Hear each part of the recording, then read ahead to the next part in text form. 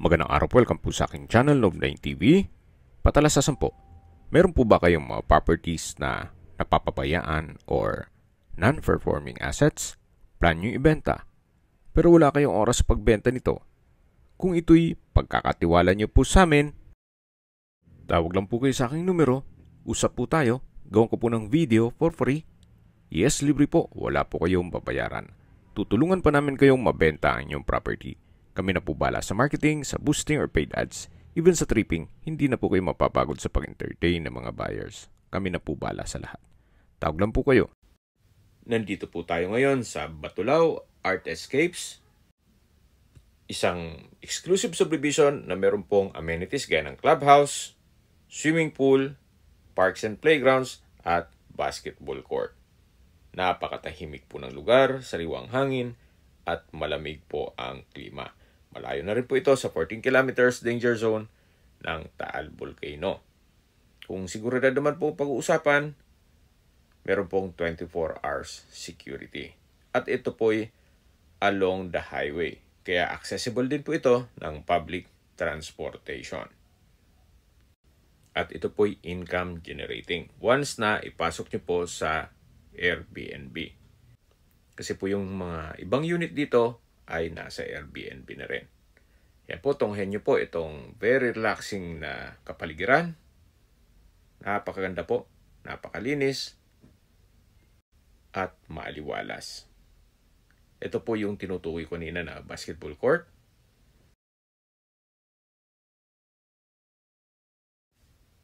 At yung sa gitang parte naman ay yung parks and playground. Then katabi lang yung swimming pool at sa dulo po yung function hall. Dito na po tayo sa property binebenta. At po yung duplex, yung sa kabila po ay hindi pa nagagawa o wala pa pong may-ari. Ito pong property ay halos bago pa. Gawa ng nasa ibang bansa po si owner. May lot area po ito na 60 square meters at may floor area na 62 square meters. Napakaganda po ng disenyo, very artistic at modern design. Meron po itong covered car garage at ito po yung main door na may disenyo na glass walls. Samahan niyo po ako, pasok po tayo. Ito po yung living area, dining area at yung formal kitchen. Then sa dulo po ay may sliding glass door. Ito naman po yung hagdan. At sa ilalim po nito ay meron pong powder room. Maayos ng toilet fixtures, naka-tile bathroom wall.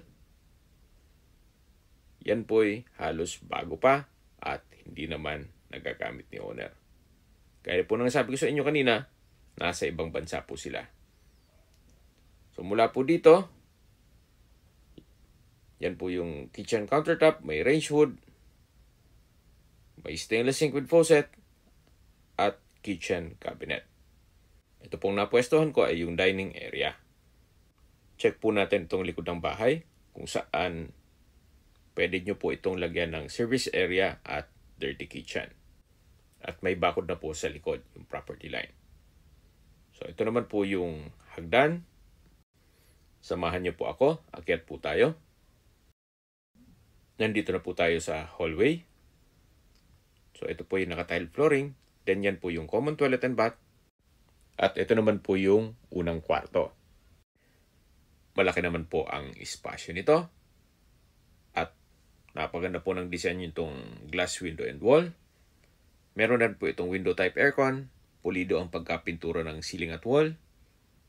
Meron din po itong pin lamps. Then meron din mga outlet. At naka-tile flooring. At meron din pong from floor to ceiling na wardrobe o built-in cabinet. Labas po tayo. So yan po yung hagdan, matatanaw natin. At ito naman yung pangalawang kwarto. Kung saan malaki din ang espasyo. Meron din pong glass window. Pulido din ang pagkapintura. May mga outlet sa gilid nito. At meron pong from floor to ceiling na wardrobe. Labas po tayo para check natin yung common toilet and bath. Maayos naman po ang toilet fixtures nito. Naka-tile bathroom wall, may bathroom window, bathroom sink, water closet, at meron pong shower. Makikita nyo naman po, may balot pa yan. Kaya po nasabi ko sa inyo kanina, halos hindi pa to nagamit ni owner. Gawa ng nasa ibang bansa po sila. At dalawa po ang bahay niya dito. So, yan po yung mga kwarto at yung common toilet and bath. Bababa na po tayo. Meron pong staircase glass window na nag-serves as natural sunlight. Itong staircase wall ay pulido rin ang pagkapintura. Habang naglilibot po tayo, pag-usapan na natin ang distance, location at travel time. Mula po sa Welcome Arc Nasugbo, ang distance is 3.4 kilometers at ang travel time is 5 minutes. Mula naman po sa Twin Lakes, ang distance is 5.3 kilometers at ang travel time is 8 minutes.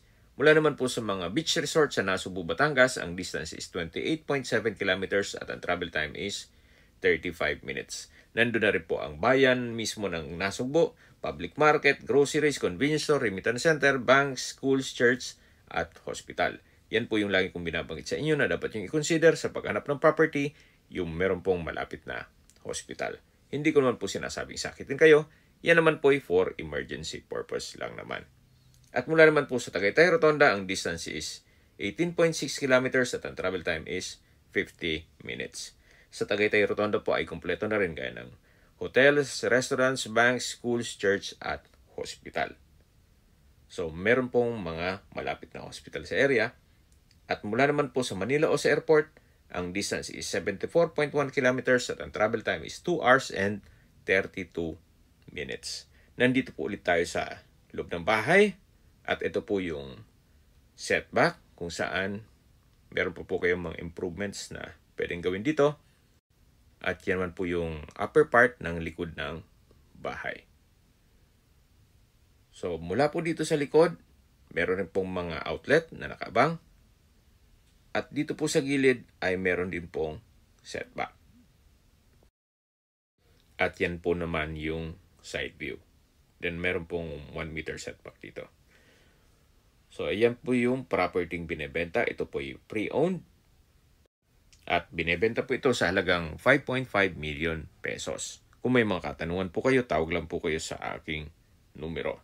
Sa mga kababayan naman natin nasa ibang bansa, meron po akong Telegram. Sa mga iPhone user naman, may iMessage. Meron din pong Imo, Skype, Viber at WhatsApp. Same number lang po, 0917-316-3399. Sa mga nagtatanong naman po ng aming Facebook, meron po aming Facebook page na Nov9TV at Facebook Real Video. Meron din pong TikTok at Instagram. May ibang YouTube channel po kami, the Nov9TV channel, Nov9TV Listings, Nov9TV On The Spot, Nov9TV Updates, at Nov9TV House Rental.